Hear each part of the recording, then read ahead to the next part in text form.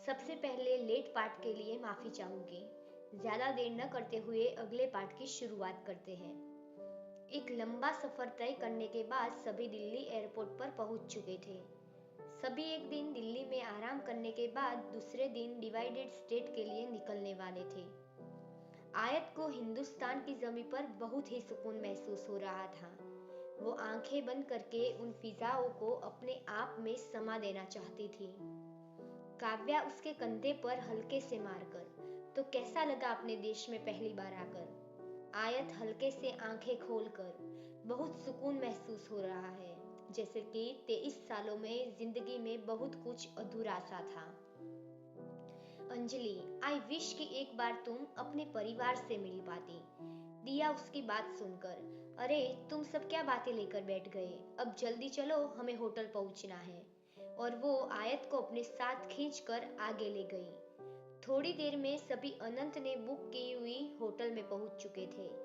सभी फ्रेश होने के बाद डिनर करने के लिए एक टेबल की इर्द गिर्द बैठ गए। अनंत, आयत, दिया, तुम दोनों से कुछ बात करनी थी।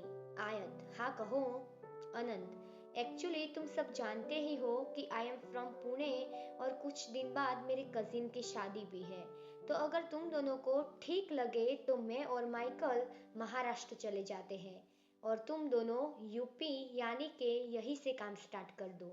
दिया, हाँ तो कोई बात नहीं, हम ये कर लेंगे, है ना आयत? आयत, हाँ बिल्कुल।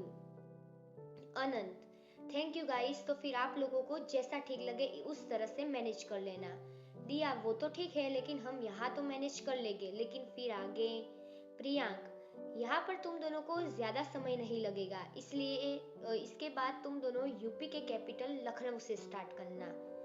मनन प्रियांक की बात बीच में काट कर, और सबसे अच्छी बात, लखनऊ में मेरे अंकल के एक बहुत अच्छे दोस्त का घर है, तो तुम दोनों का वहां रहने का भी मैनेज हो जाएगा।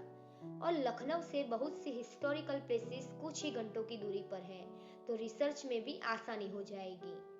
सब मनन की बात से सहमत हो जाते हैं। मनन वहां से खड़े होते हुए, आप लोग कंटिन्यू करो, मैं अंकल से बात करके आता हूँ।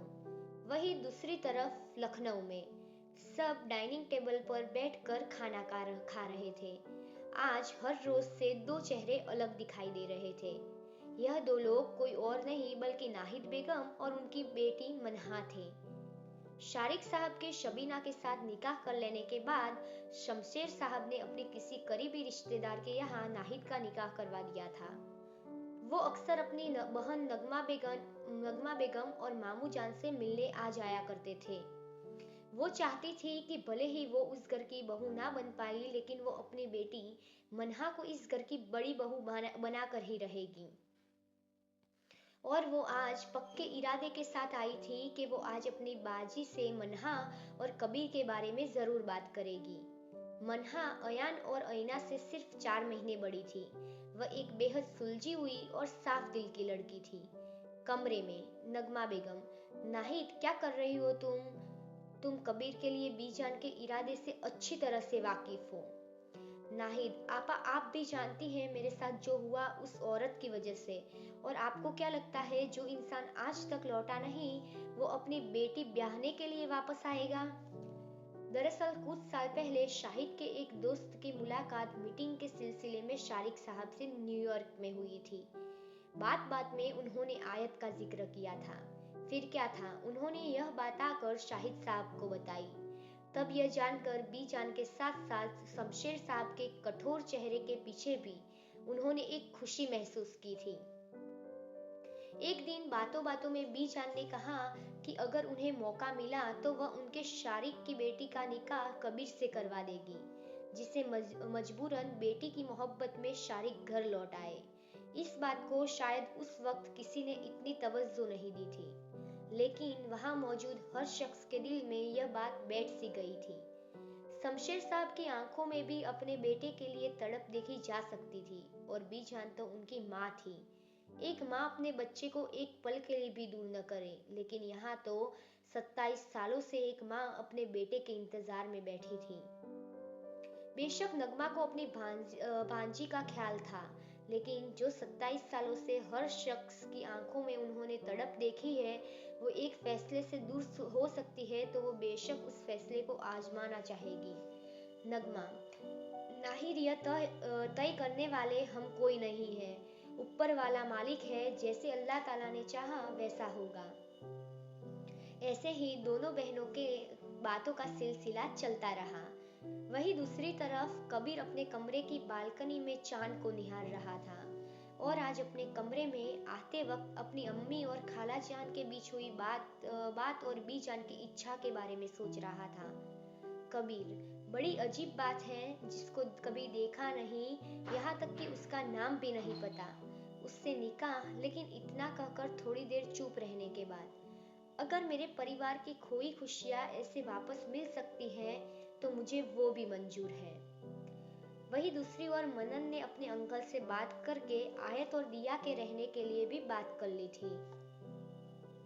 दूसरे दिन सभी अपनी अपनी जगह निकल चुके थे। अब वहां पर दिया और आयत ही बचे थे।